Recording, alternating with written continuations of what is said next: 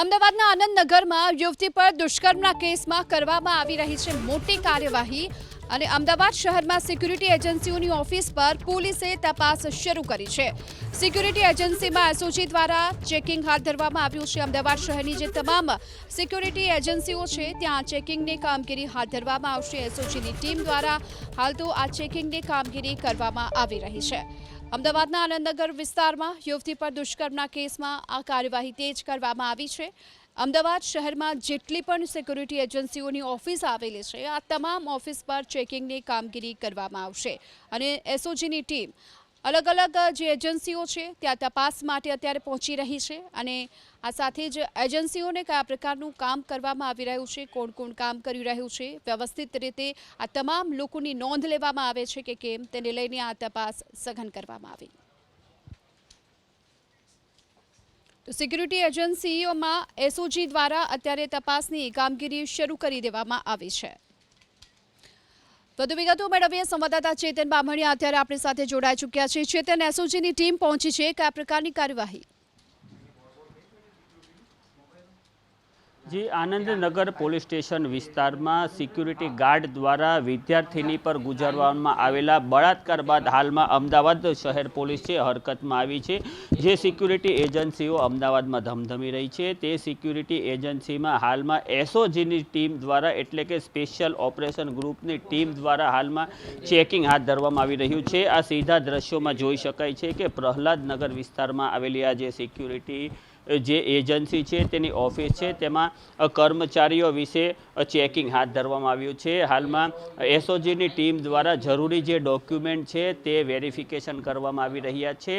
जे गाइडलाइननुं पालन थाय छे कि नहीं ते पण चेक करवामां आवी रह्युं छे। सामान्य रीते जे सिक्यूरिटी एजन्सी होय तेमां जे काम करता सिक्यूरिटी गार्ड होय छे तेमनुं पोलीस वेरिफिकेशन कराववानुं होय छे। गार्ड विरुद्ध कोई गुनाहित इतिहास नोंधायो छे कि नहीं ते विषे पण बोलवानुं होय छे अने तेमना तमाम प्रकारना रेकॉर्ड पण राखवाना होय छे।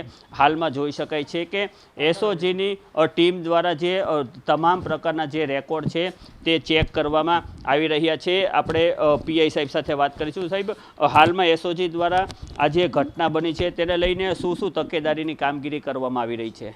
અત્યારે જે પણ સિક્યુરિટીના લાઇસન્સ હોલ્ડર છે અને જે લાઇસન્સ વગર ચલાવે છે તમામનું ચેકિંગ ચાલી રહ્યું છે।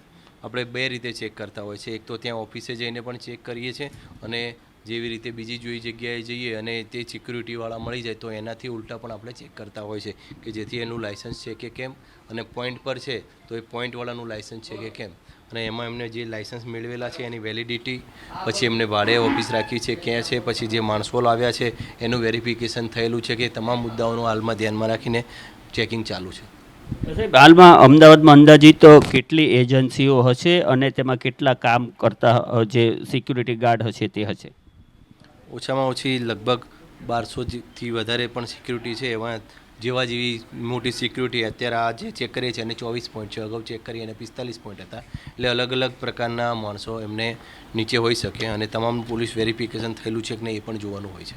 સાહેબ, જે પ્રાથમિક તપાસ અનુસાર કોઈ સિક્યુરિટીમાંથી કોઈ બેદરકારી હોય તેવું ધ્યાનમાં આવ્યું છે? હાલ પૂરતું તો જે અમે ચેક કરી છે એમાં 3 તો બંધ નીકળેલી છે જે કાર્યરત જ નથી અને બાકીની 3 ચેક કરીએ વેરિફિકેશન કમ્પ્લીટ છે। એમનું લાઇસન્સ પણ 29, 30 અને 27 સુધીનું છે અને પોલીસ વેરિફિકેશનમાં પણ એમને રિસીવ કોપી બતાવેલી છે જે તે પોલીસ સ્ટેશનમાં એમને જાણ પણ કરેલી છે। સાહેબ, આ જે સિક્યુરિટી એજન્સી હોય તેમના નિયમો શું હોય છે? તે લોકોએ શું શું તકેદારીઓ રાખવાની હોય છે? એમને તો જે પણ બહારથી માણસો લાવતા હોય છે સિક્યુરિટી અથવા એના લોકલ હોય છે એ તમામનું ટ્રેનિંગ કરાવેલી હોવી જોઈએ। પછી એ લોકોને યુનિફોર્મ આપેલો હોવો જોઈએ, એ લોકો પાસે આઈ કાર્ડ હોવું જોઈએ, આધાર કાર્ડ હોવું જોઈએ અને એ લોકોનું પોલીસ સ્ટેશનમાં વેરિફિકેશન થયેલું ફરજિયાત હોવું જોઈએ છે। જી, આ હતા એસઓજીના અધિકારી। તેમણે સ્પષ્ટ જણાવ્યું કે અમદાવાદ શહેરની તમામ જે સિક્યુરિટી જે એજન્સીઓ છે તેમાં હાલમાં પોલીસનું સર્ચ ઓપરેશન ચાલી રહ્યું છે। જોવું રહ્યું કે આ સર્ચ ઓપરેશન દરમિયાન કેટલી એજન્સીઓની બેદરકારી સામે આવે છે। જી।